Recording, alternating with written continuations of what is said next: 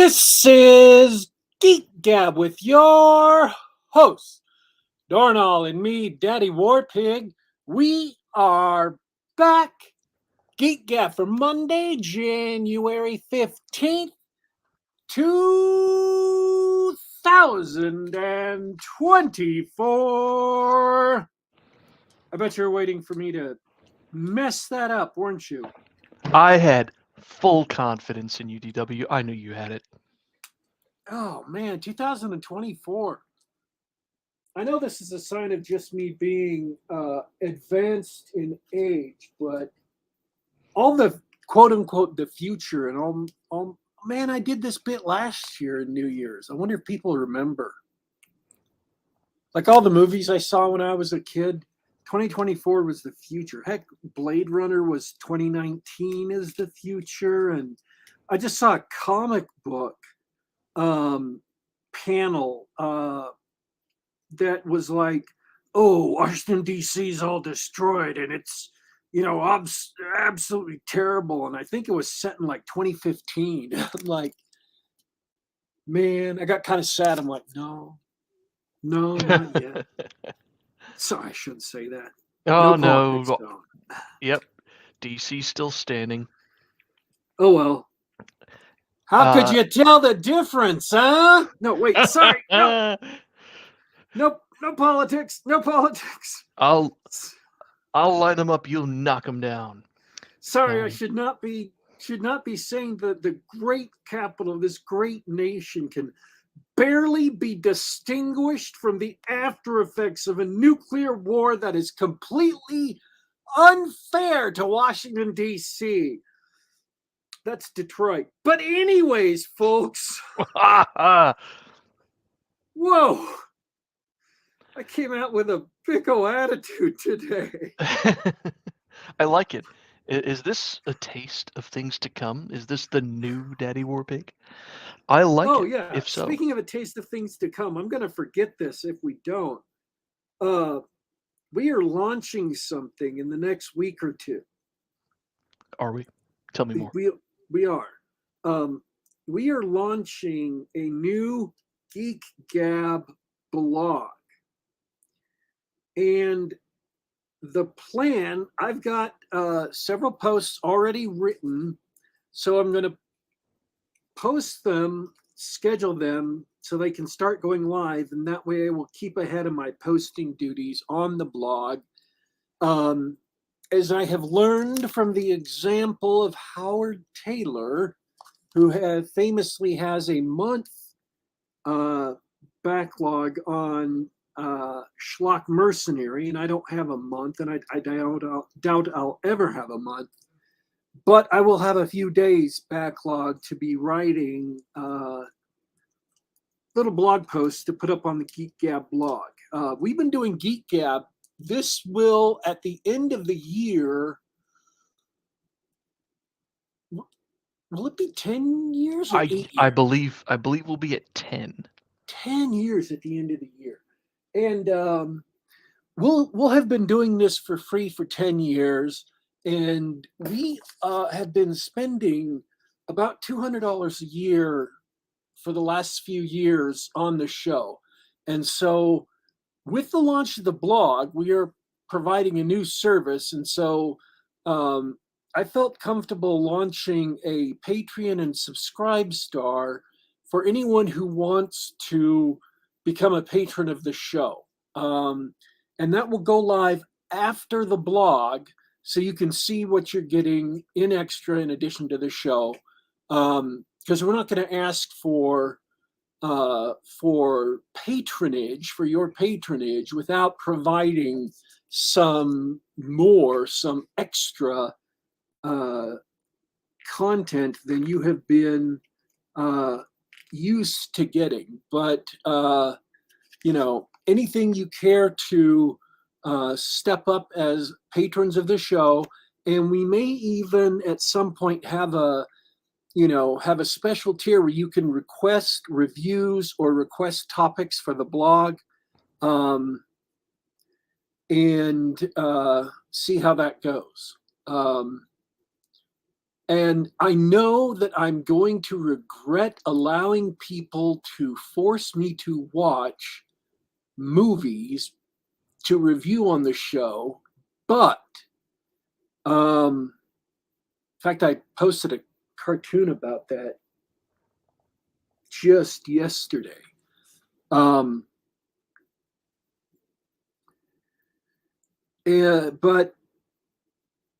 that being one of the perks of the higher level patron tiers, you can request, a specific movie for us to review or TV show for us to review. And by us, I mean me. Um,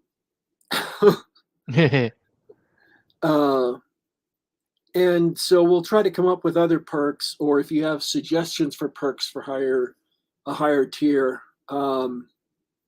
we will take that under advisement. But it's 2024.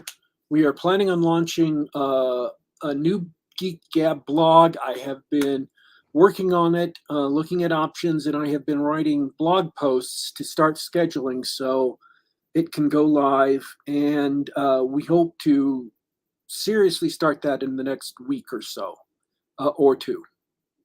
That's good stuff. So do we have a link yet? No, it's not launched yet. If I had a link, it'd be launched. Oh, I see.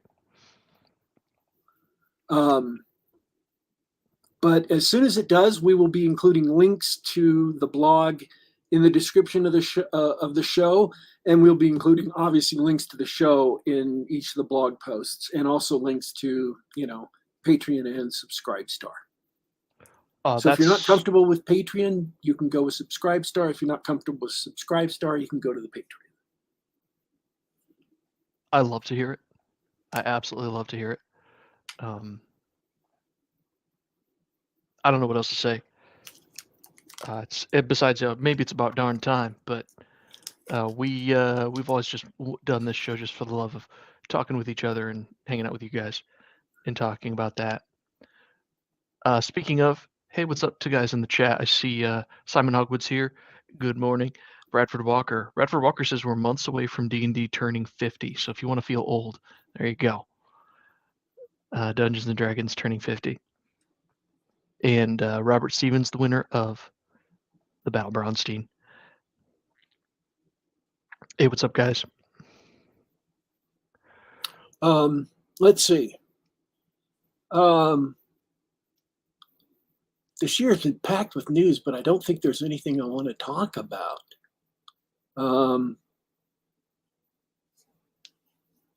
We're involved in another war already. Yeah, actual world news is something else. I tell you what. And it's so weird.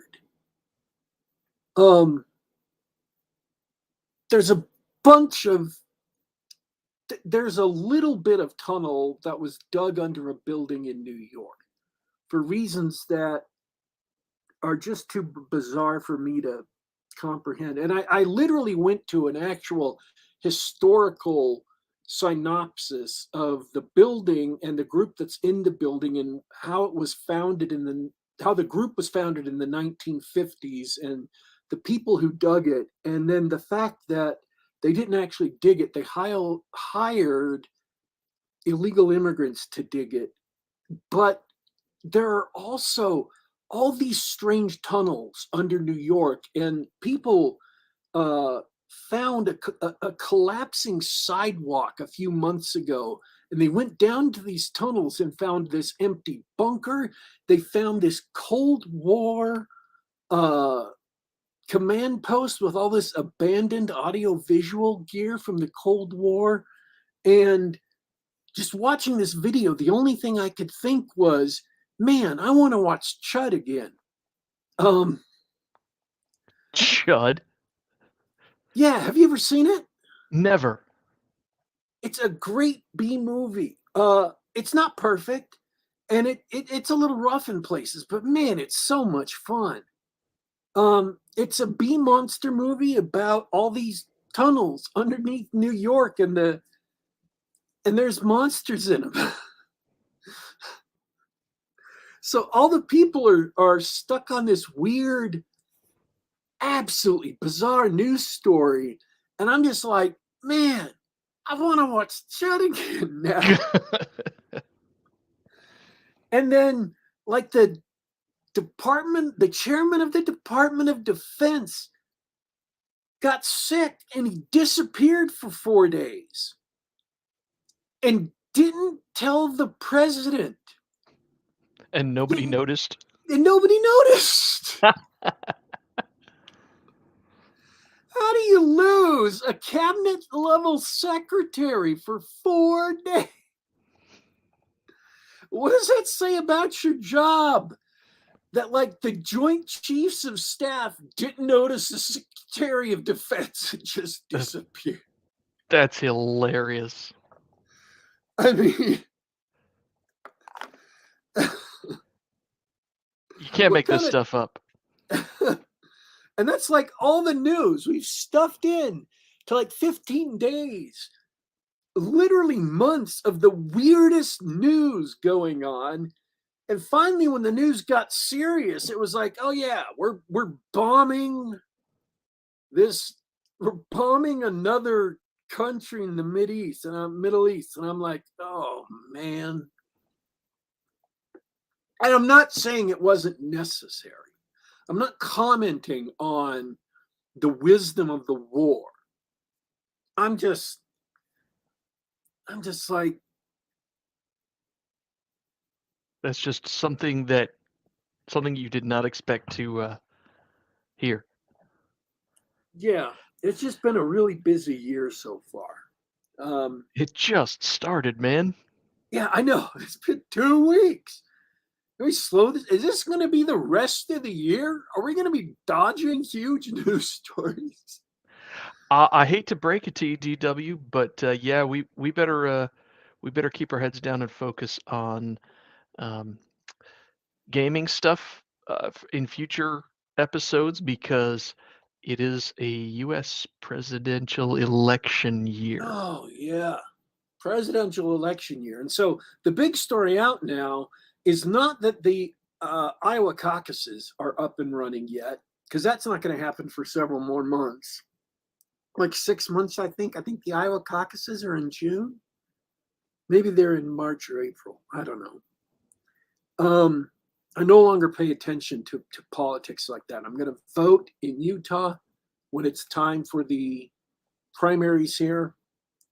And the elections in this country are just getting weird.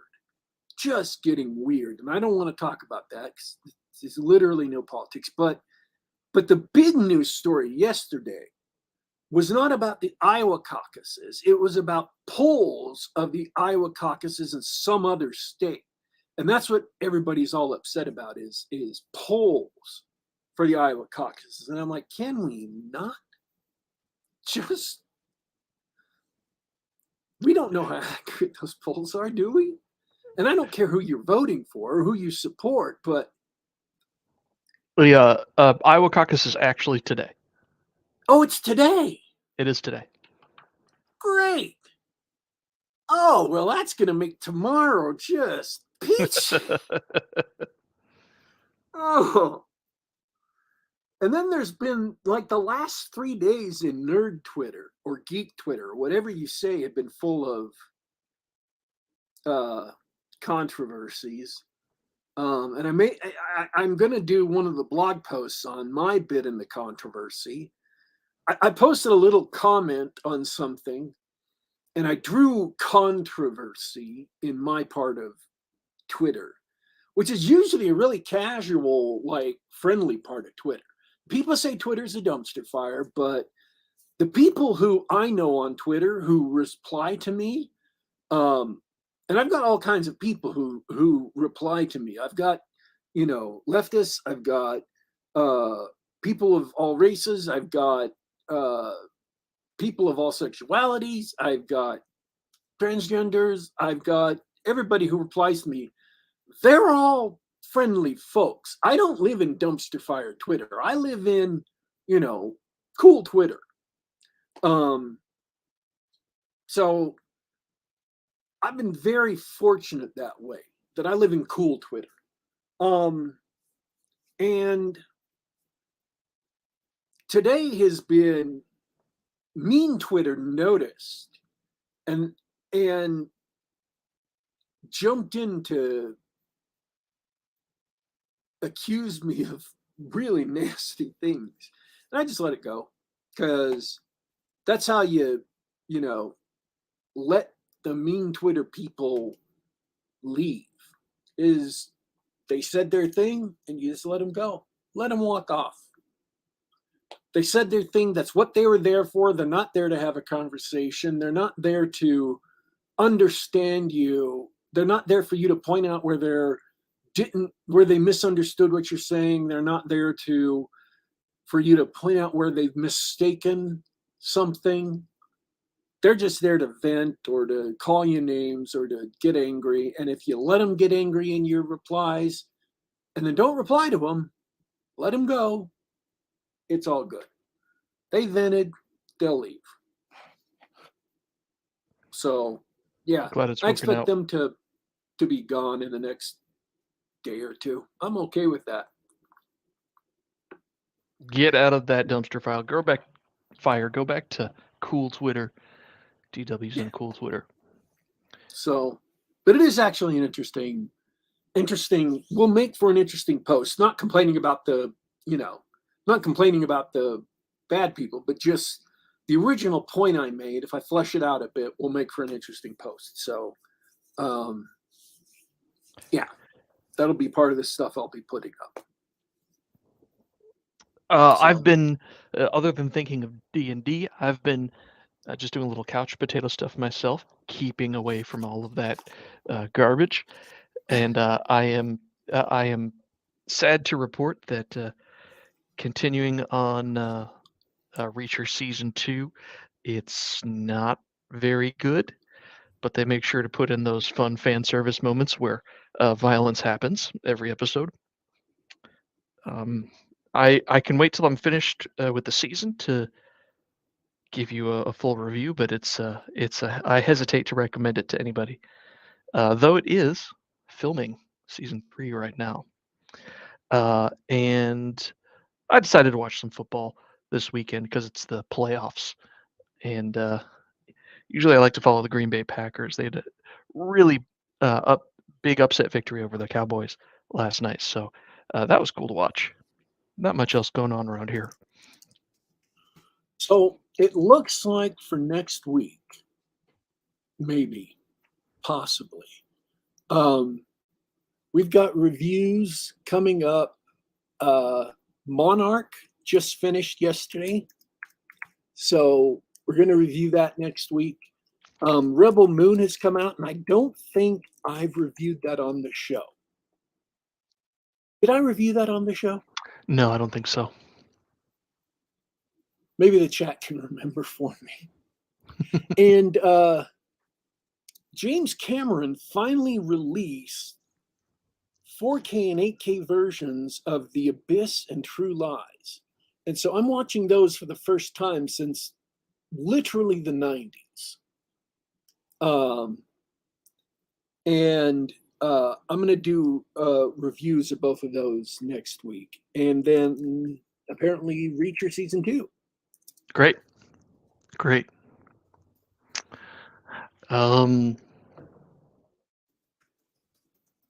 That sounds good. Excited to hear about that stuff. Actually, I think I put Rebel Moon in the show notes, but we'll edit that later.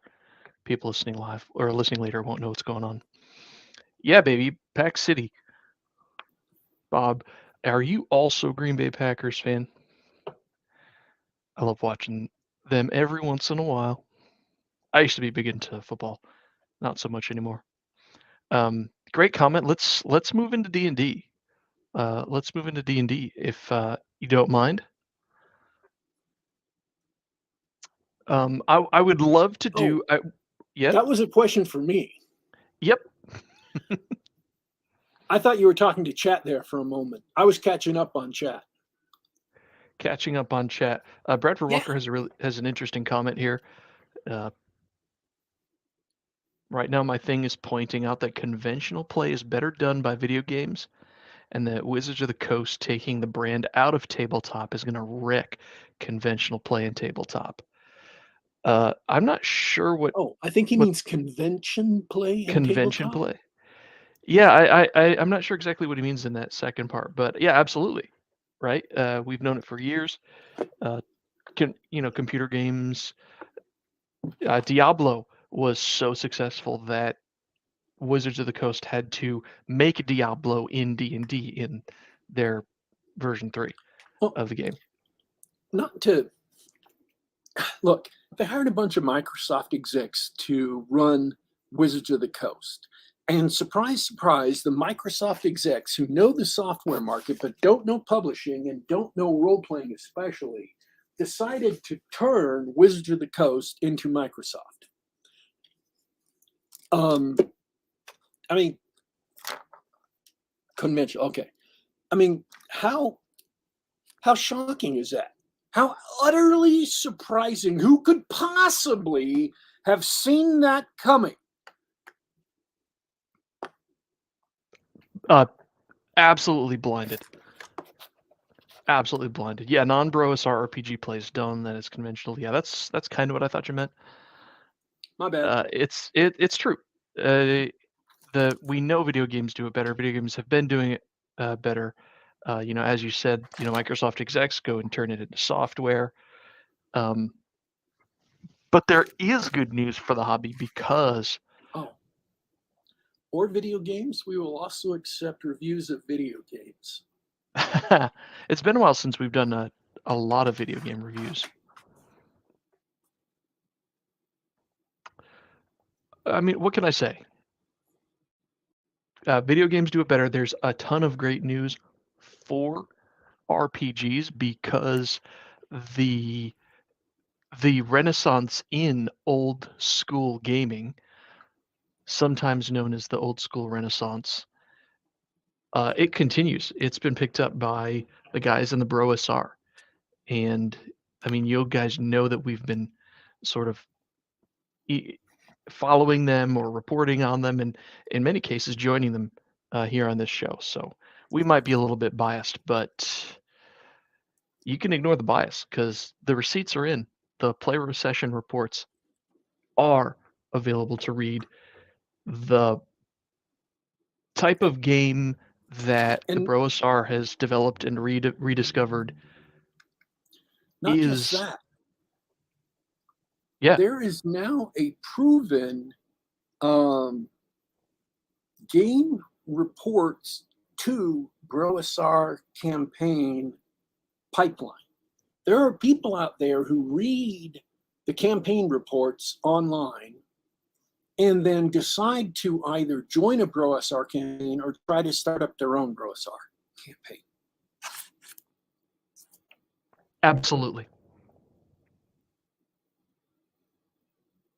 So It it's so is good and so inspiring that people are trying to duplicate it by doing what the BroSR is doing. biased or objectively correct. Yeah, of course it's objectively correct. But you have to understand that Warpig is so used to being right that we sort of have to make sure everybody understands up front. Like it looks like bias, but Warpig is right. Um, Absolutely. Playtest reports lead to we got uh, this year, we got, or last year. Shoot, let's start the retrospective. I mean, last year we got uh, a couple of great new players in the Brosar in the Trollopulous campaign setting. We got John Rock, who now does shows on YouTube. This is Dunder Moose. Awesome guy. He's been a great addition to the Brosar. And he came in similar to me. Of course, you and I knew Jeff Rowe ahead of time, but like similar to you and I, came in off the street. Hey, those Trollopulous session reports, the weird tweets, the Macho Mandolf memes, right? Yeah, This stuff is engaging. Like I want in. he asked me, he's like, hey, can I play in the BroSR? And I'm like, let me check. And I asked, and they said, yeah, bring him in. I said, sure. Amazing, amazing. What else do I want to say about that? We've got a couple of brand new players joined up near the end of the year for the big battle Braunstein. We can talk a little bit more about that today, right? Right, came in off the street. Hey, this sounds interesting. I've been following. I want in, right? Mostly the Macho Mandolf memes. Yeah, maybe, I guess. It depends on how much XP is in it for me, Mandolf.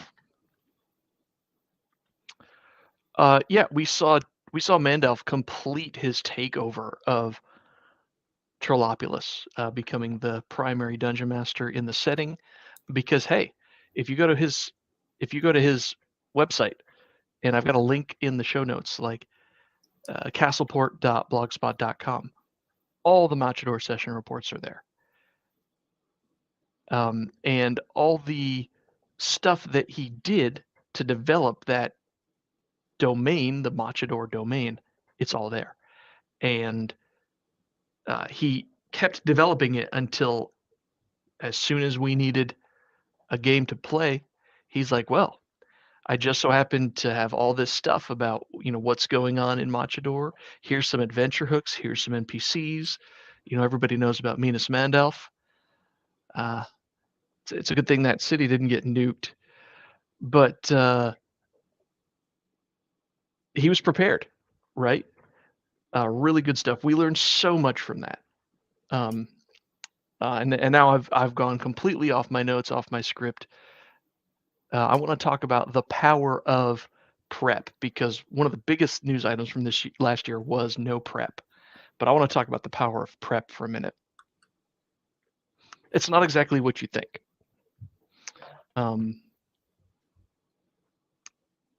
We learned that through the use of the rules in the Dungeon Master's Guide on managing a domain for when a player reaches level 9 and they build a fortress and they get an army and what happens to them. It turns out that they've got a ton of monthly expenses, and they get weekly or bi-weekly encounters with monsters and stuff, and that turns into income for the domain. It also turns into opportunities for adventure and war and whatever else, right? It gives you that feeling that you're in a living world, and that world is reacting to your new outpost. And what we learned is that activity alone can generate so much content for a regular game. It supersedes the need to sit down a la Adventure Conquer King system or some other system where, okay, I'm going to lay out my map. Here's my fantasy world map, and I'm going to detail all the different principalities and armies, and I'm going to come up with a dozen adventure hooks and put stuff in each. You don't have to do that, right? If you just have one little part of the map, one map hex, and you perform that exercise of managing that domain as if it were a new outpost, you generate all the sort of interesting leads and monsters and adventures, things that you want. It's not only a way to play with higher level characters, it's a way for the dungeon master to develop the game world. And it's done mechanically. You don't need custom rules. You don't need to make it up off the top of your head, right? The stuff you make up off the top of your head is how you react to the game results. Like any good, procedurally generated system, it's the easy part is, okay, I've generated an encounter with bandits this month, right? The fun part and the hard part and the part that gets you to think is, okay, what are these bandits like? What are they? Why are they here? What are they interested in? Blah, blah, blah, that sort of thing. It just gives you the prompts you need to develop your game.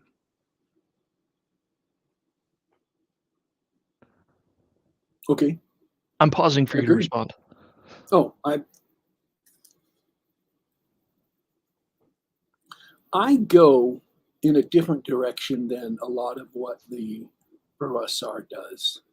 I tend to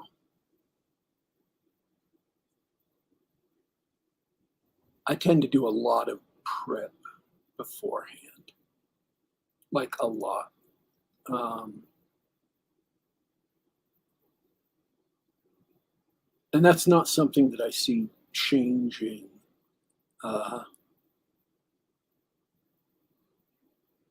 because of my encounter with random terrain and other things.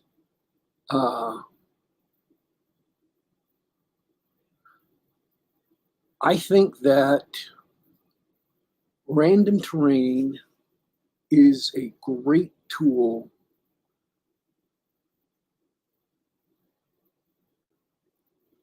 for no prep. Random terrain, random dungeons, random dungeon layouts, random stocking of dungeons is a great tool for game masters who are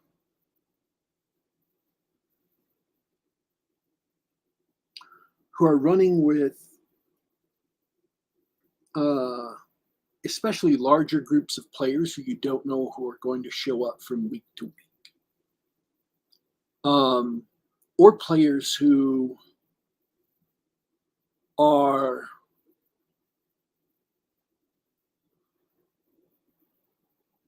or game masters who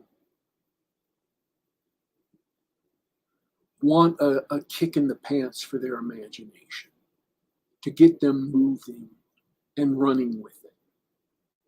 And I have long been a proponent of the random monthly and yearly events in Oriental Adventures. And I will continue to say that adapting those for use in, Trollopulous was a great idea. And we could have used those in so many ways. Because they're basically random encounters for patrons or random encounters for, the wide scale campaign world. And it would have kept things moving in ways that the larger area hasn't done. And in ways that game masters don't have to spend a lot of time prepping on or thinking about and can really kick their imagination. But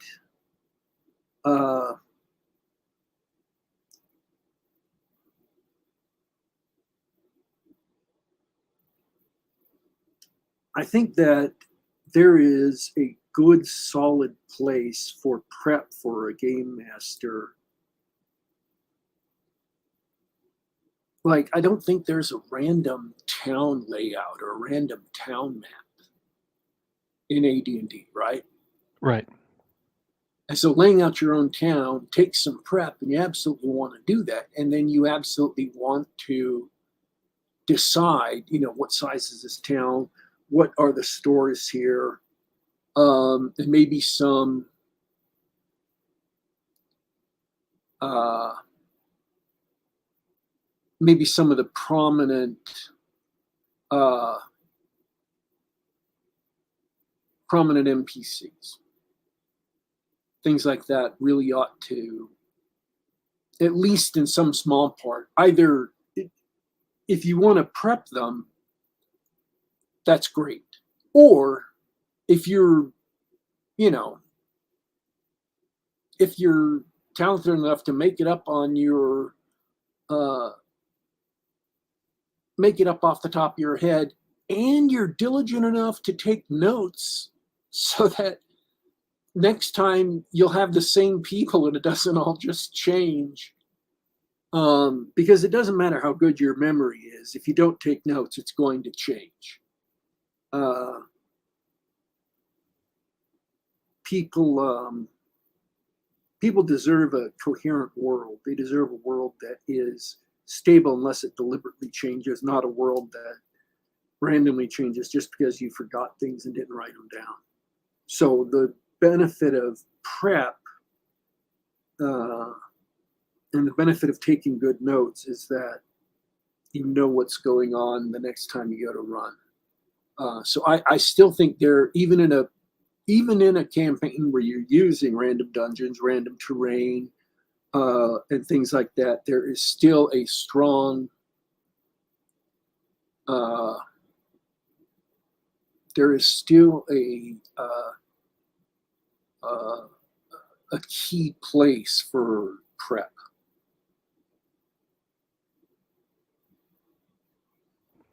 Absolutely, absolutely. Um, and I think that's what a lot of people in the online debate miss when we're talking about no prep. It's not it's not that prep isn't valuable. It's not that there aren't things that you can prepare for ahead of time. It's that the it's making sure you're using that time wisely. And there are systems and game mechanics that work to create or simulate that world, that that living world that makes sense, that doesn't require you to do a bunch of work ahead of time. Yeah, You gave the town as an example. No, we don't have a procedure for that, but you can prep one level of a dungeon ahead of time, and if the players go out of bounds, feel free to use a procedural generation. Appendix A in the Dungeon Master is a great spot for it. You don't need to come up with an interesting monster roster right off the bat if you don't want to. You can let the monster tables in the book do that for you, right? Um, and in a lot of cases, this goes back to what I said before, right? The fun part, the hard part is once you get those results, what does your mind do with them? Let everybody's imaginations run wild, because the crazy stuff that people come up with at the table is going to be way better than anything you're going to make up ahead of time. We saw that with there's this really weird thread, and I can't recommend this enough. Uh, Read the session reports at jeffro.wordpress.com and watch the Battle Braunstein report on This Is Dundermoose on YouTube, and I'll make sure we got links to that in the show notes. Right when Jeffro started this reboot, it was a really tough transition. And this goes to another one of the things that we learned. Forgive me for rambling. I'm hitting a couple of different points here. Because we learned that in a game with total player autonomy, where the players showed up, they always made the decisions, like what they were going to play, what they wanted to do, that sort of thing. Um, it's very difficult to get them out of that mode. And we started sort of a fresh set of level 1 guys, uh, and not everybody was happy with it. Not everybody wanted to do that. Like, we wanted to keep doing the same old thing. But we were exercising some of the rules in AD&D that we hadn't before. We learned a few things, and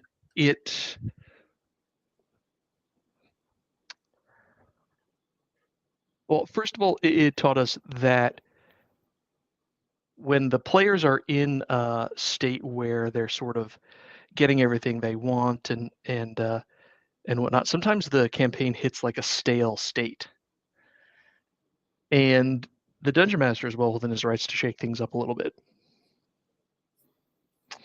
And going back to my point, Brian Renninger back in the chat. Sorry for interrupting. One of the most fun Trollopulous encounters was a randomly rolled werepig. There was a picnic and magic truffles. I missed that. That one I missed. But that's just an example. One of the things that we did was we started in a fresh dungeon, and the Dungeon Master just starts putting weird stuff like that in. He started with a one-page dungeon, and then when weird things came up, he just rolled with it. We had, for example, he used the noise table in, the Dungeon Master's Guide to make some weird hooting noises, right? And one of the players immediately picked up on that.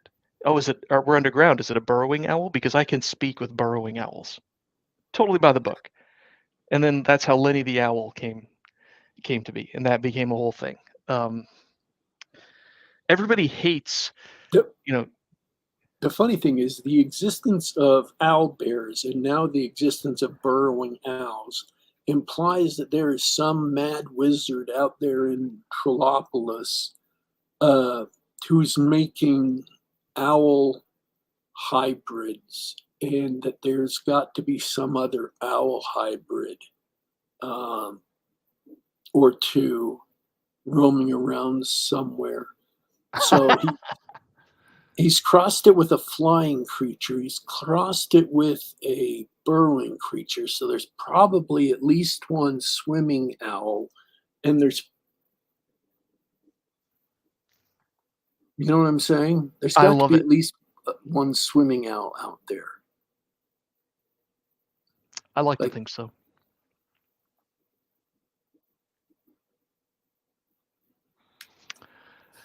Uh, that's I don't know what to say. That's the cool stuff you get.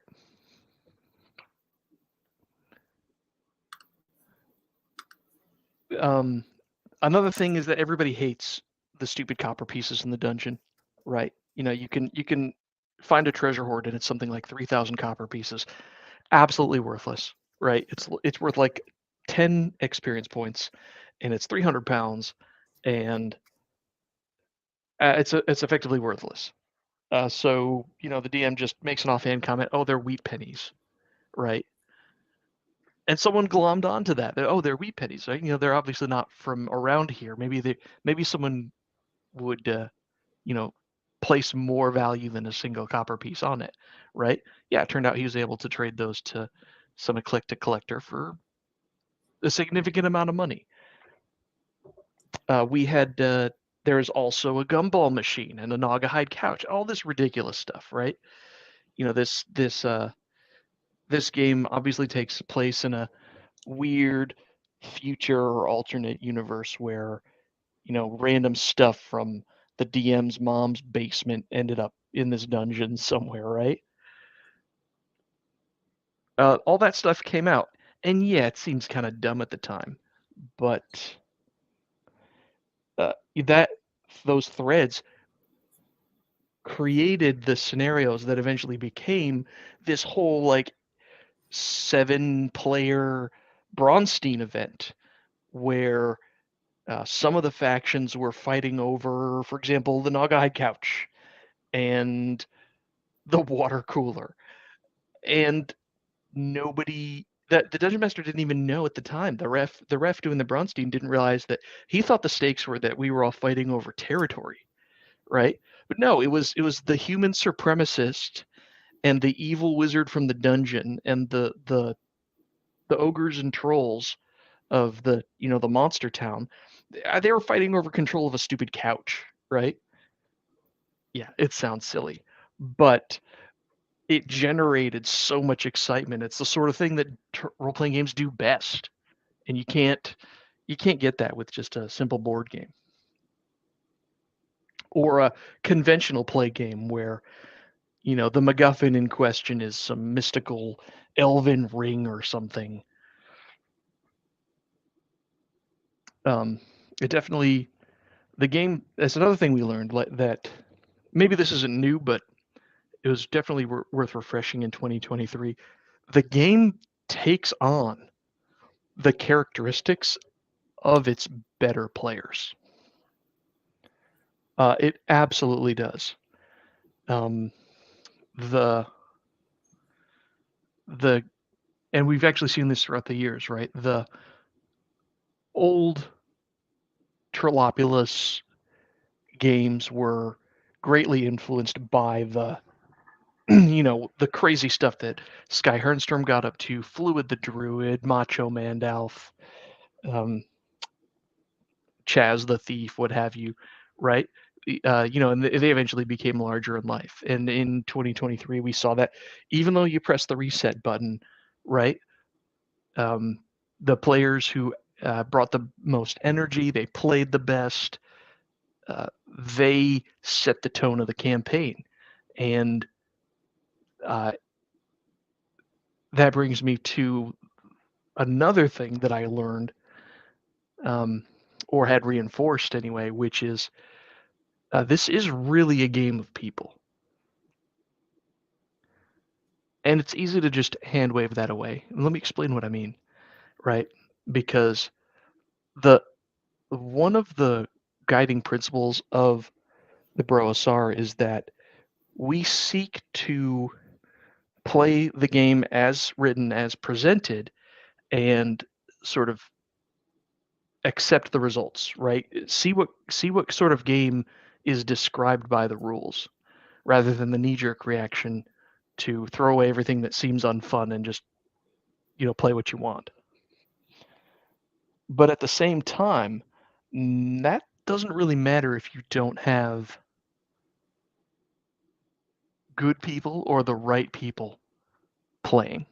Not only people who are going to take that healthy attitude into the game, but people who are engaged and willing to, play along and think about the game world, think about what the game master's saying, what the other players are saying, and be a part of the table. Just be sociable. Just be a good. If Jeffro were here, he'd say be a good dance partner.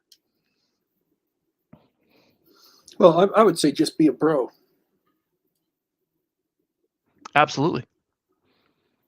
It's good to be a bro.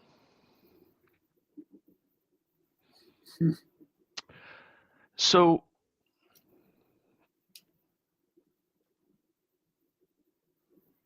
let's see, what else did we learn in 2023?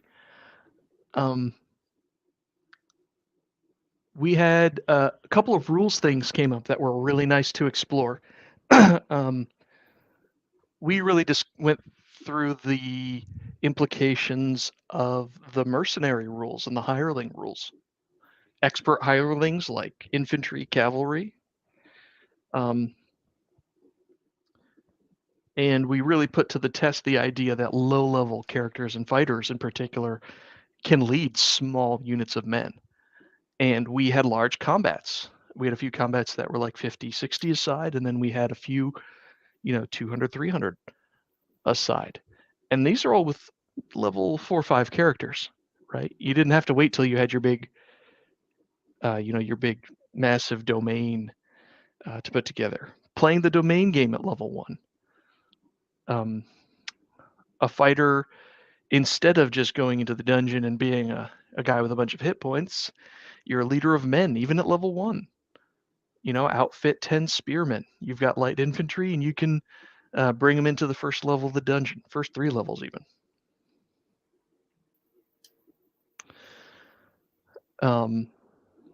That was really fun to experience and experiment with, and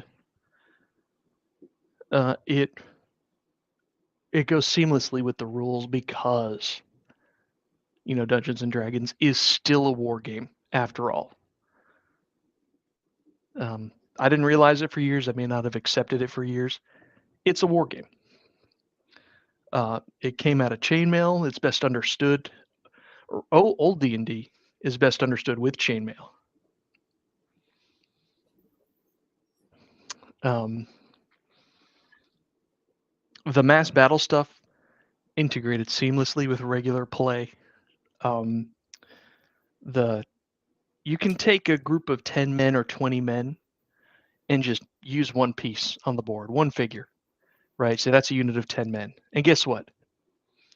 AD&D scales up perfectly, right? Fun, interesting, exciting. You can just add them to your game. Let's see. Next on my list, and I know this is just rapid fire. I've got lots of stuff to go over. I'm just gonna spend a few seconds on Brovenloft. We did Brovenloft again. Brovenloft this year was a lot more like we thought it was going to be, where there's a wacky setting and a handful of game masters ran modules or adventures in that wacky setting, but there was really no big, there was no big Braunstein, there was no big action between the big players.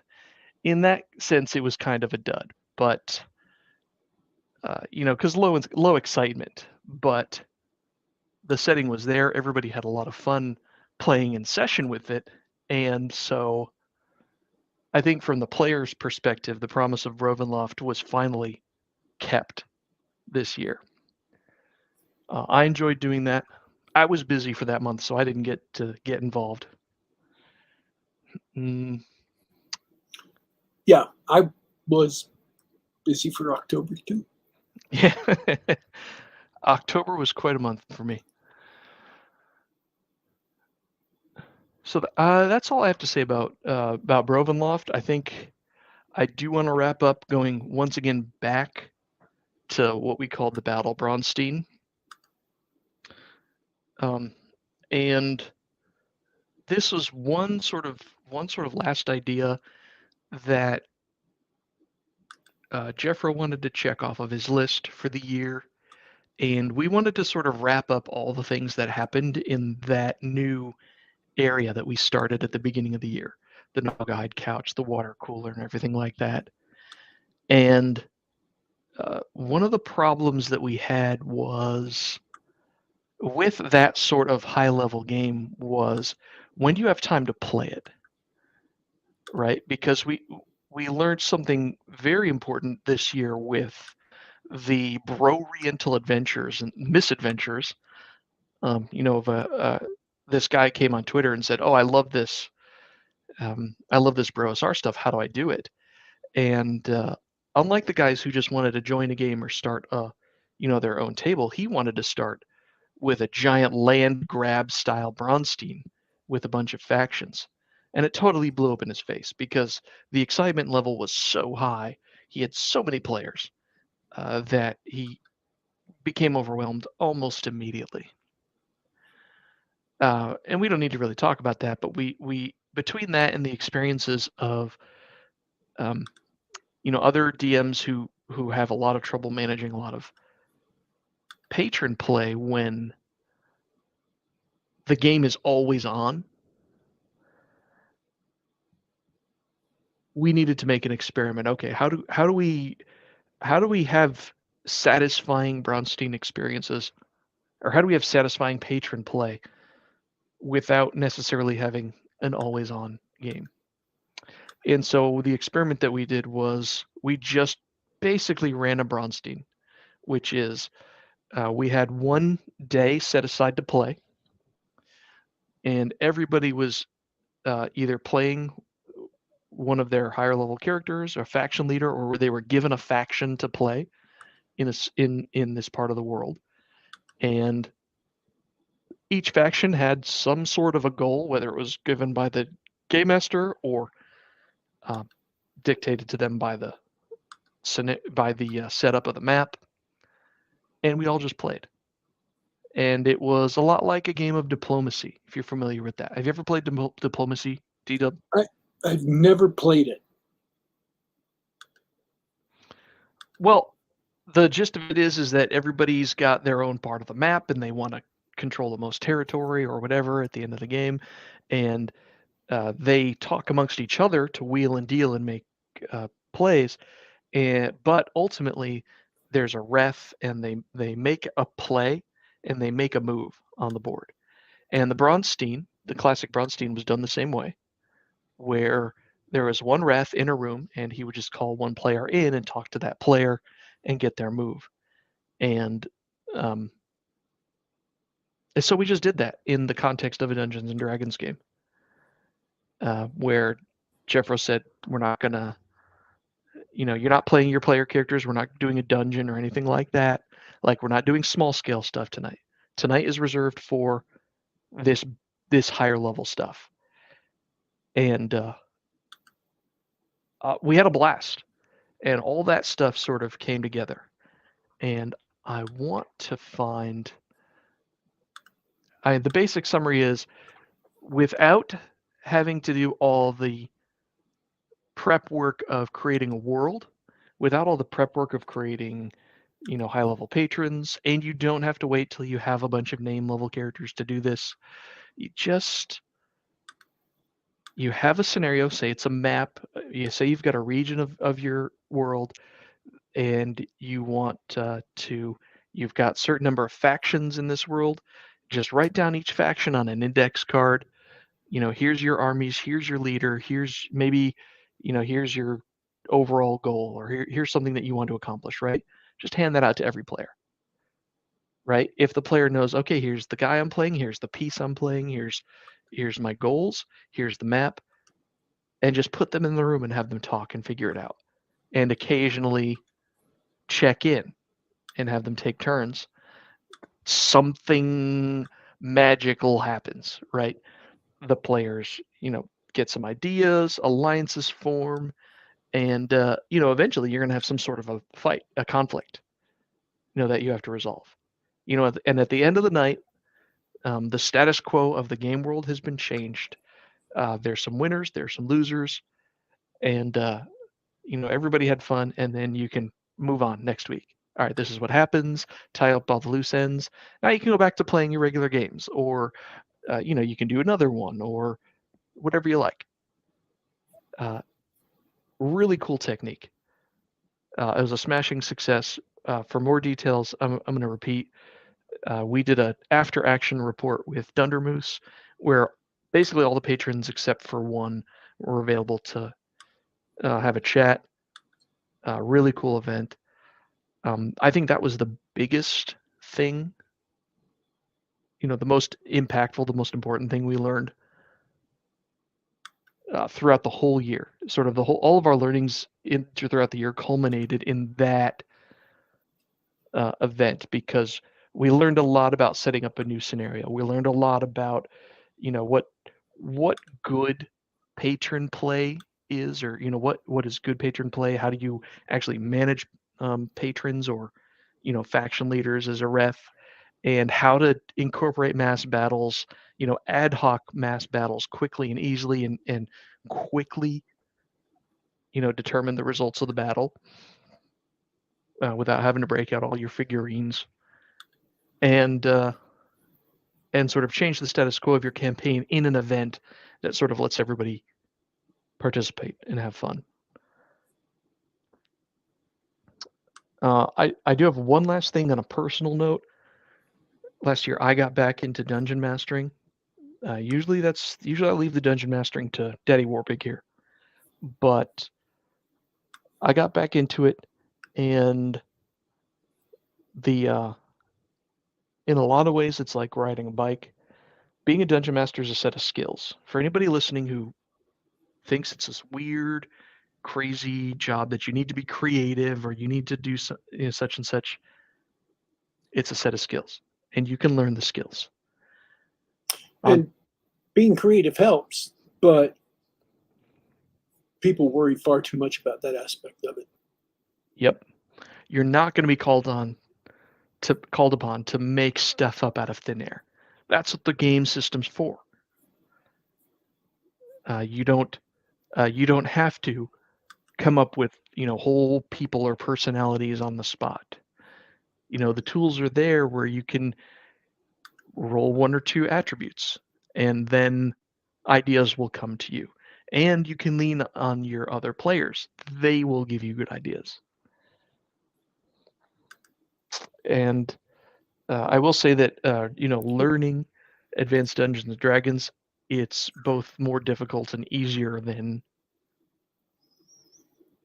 you might think. It is so easy to be creative as a dungeon master that you could be 9 or 10 years old and do a good enough job to bring people in.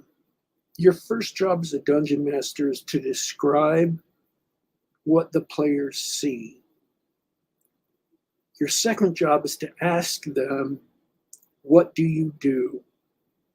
And your third job is to know the rules and follow them so you can adjudicate what they choose to do.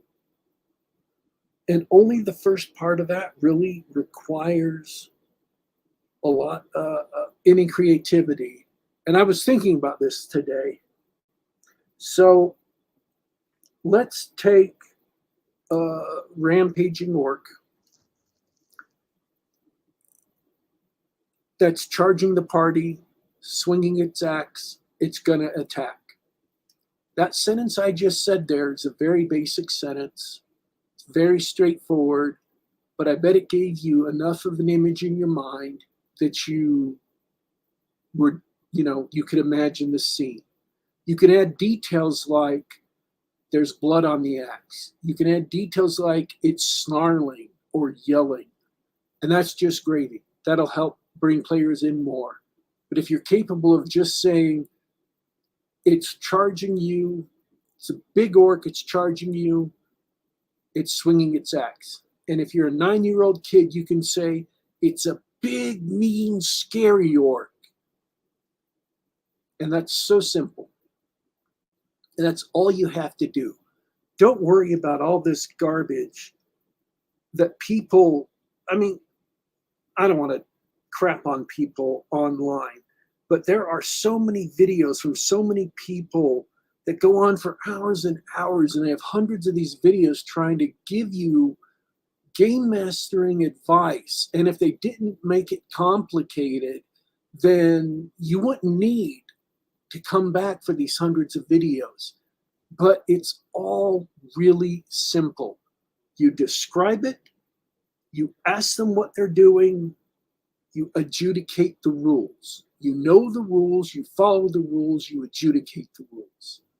Those are the 3 things you have to do.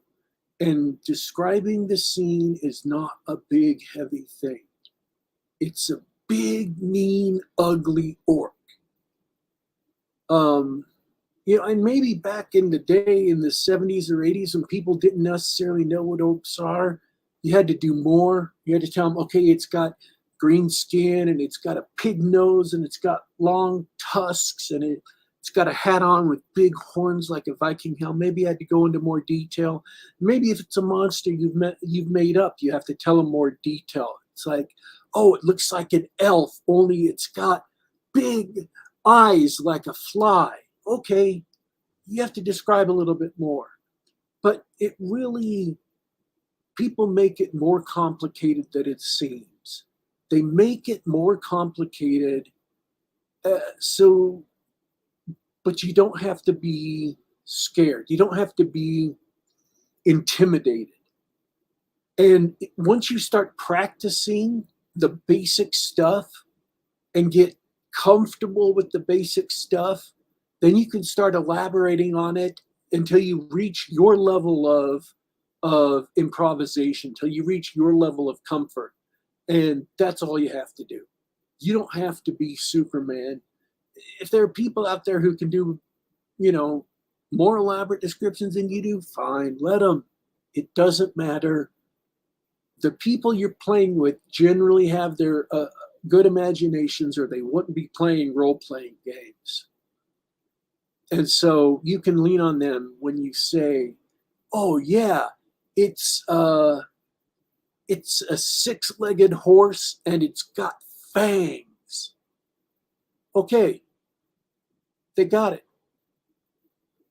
You don't have to go into super detail. Absolutely. R-Dubs says you're describing someone he knows. Yeah. And yeah, Brad. All the people keep doing those videos. They don't know what they're doing either. Or they're just putting out nonsense, deliberately obfuscating how it is as a grift. Yeah, they're just putting out nonsense because they can get eyeballs and they produce more content for the channel and everything like that. They're not like us. We just do it for the love of the game. But absolutely, there's no reason to fret over it. No reason not to just give it a try.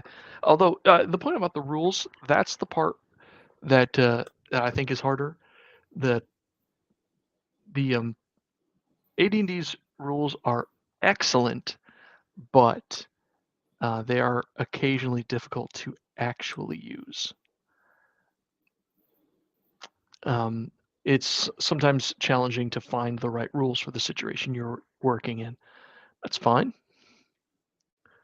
but sometimes it can be a challenge.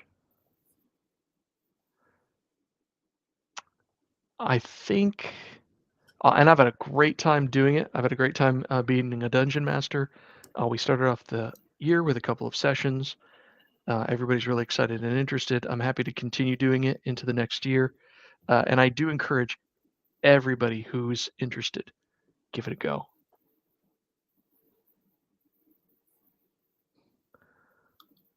Warpig, I think I've hit my list of things I learned and things I enjoyed about gaming 2023. Want to know if you have any extra thoughts or anything you want to add. No, hopefully I'll be able to return to game mastering in Trollopulous soon. I have been doing a little bit of prep, and I finally returned to being able to game master. The secret project is going really well. I'm up to 23,563 notes. So I That's a lot of notes. I think just a few months ago, I had barely crested 20K. So in 2023, I barely crested 20K. So that's how fast things are going. There's a lot of work that is going on, and I just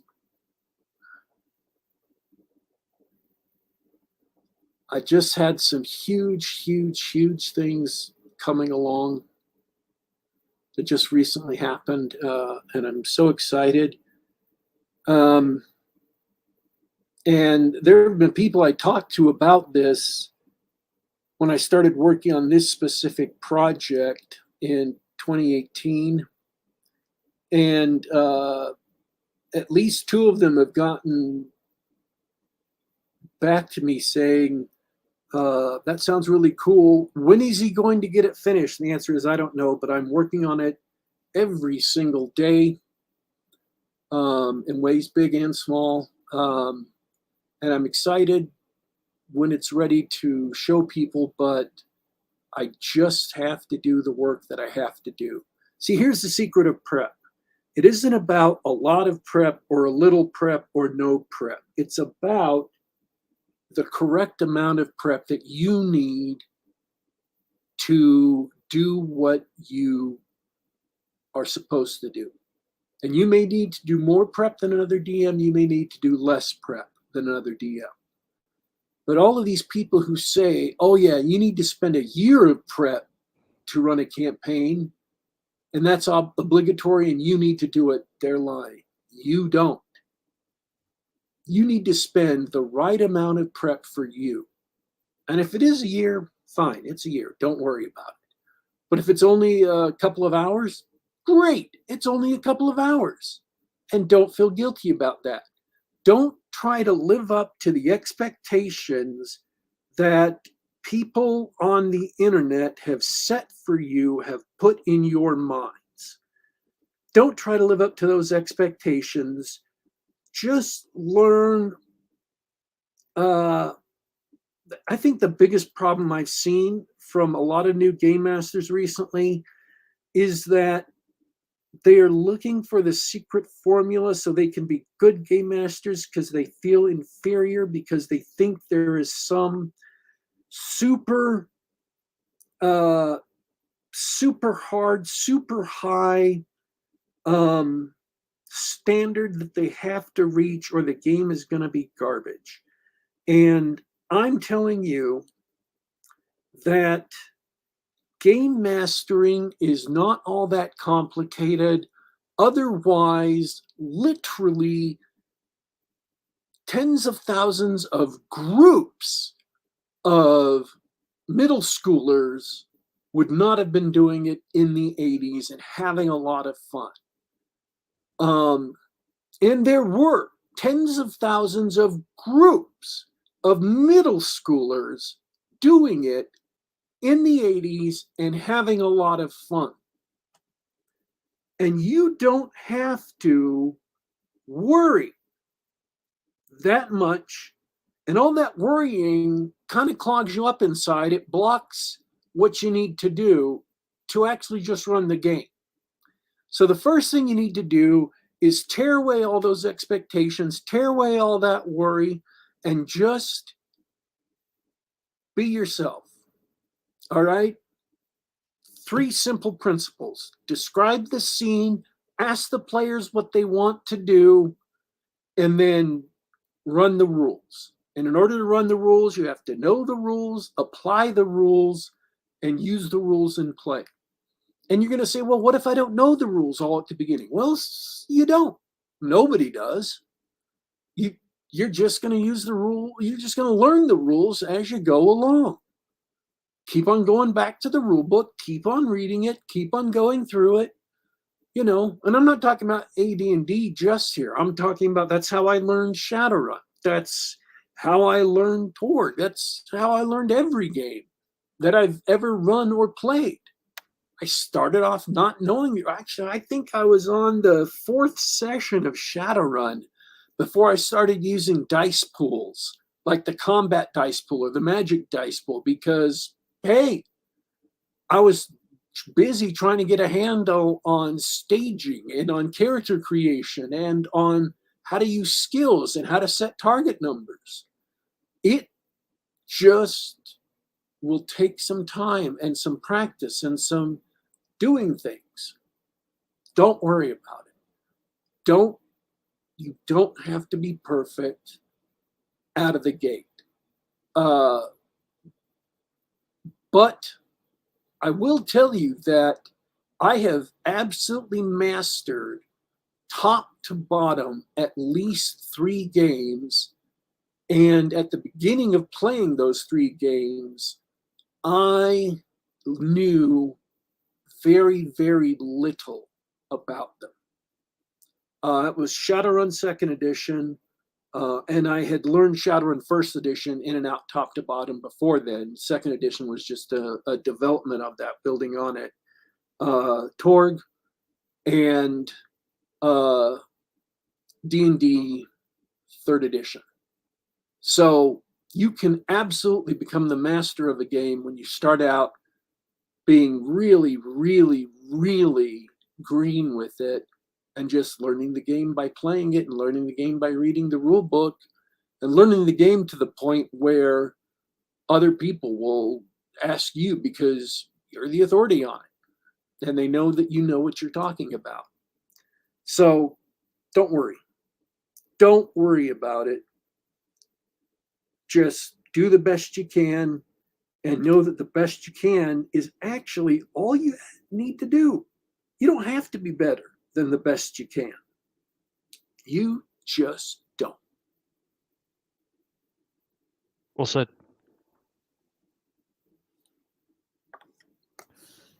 That's it. Well, thanks for the chat. It's been a heck of a year. I'm really looking forward to this next one.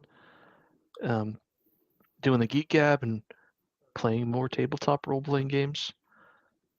And I hope to talk more about it soon.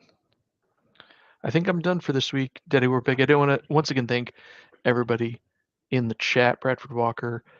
Check out his blog, bradfordcwalker.blogspot.com. I think he's on Substack now, but I'll let him put that in the comments. R-Dubs, good to see you. Been active in the Brosar this year. Escape Velo, glad you could join us. Bob Stevens, Brian Renninger, Simon Hogwood, everybody else. And I hope everybody who listens later really enjoyed this chat. And if you're not already interested, hit me up. You can find me on Twitter at DorinalGG. I love talking about RPGs. We'll get you in a game sometime. I'm signing off for this week, Warpig. All right. This has been Geek Gab for Monday, January 15th, 2022. Remind people to subscribe and hit the bell so you can get notified as to when we're going live. We are here just about every Monday, just about the same time, which would be 10 p.m. Eastern, 7 p.m. Pacific. At youtube.com/geekgab. Once again, that's youtube.com/geekgab. We are also available on the iTunes Store, the Google Play Store, and on SoundCloud.com. Just do a search for Geek Gab to subscribe on the device of your choice. Listen to us on the web or download us to your personal computer, because that's the kind of love we have in our hearts. Quick reminder, next week is going to be reviews of a bunch of stuff that has just finished up. And maybe even, if I get this together and out this week, the birth of the Geek Gab blog, and possibly the Patreon and subscribe star for the show, so we can start to defray some of the operating costs that we've picked up over the last couple of years. We want to thank everyone who listened live, especially those who participated in the chat, and we want to thank everyone who will listen later. We are signing out for today, but don't you worry, don't you fret, we will be back.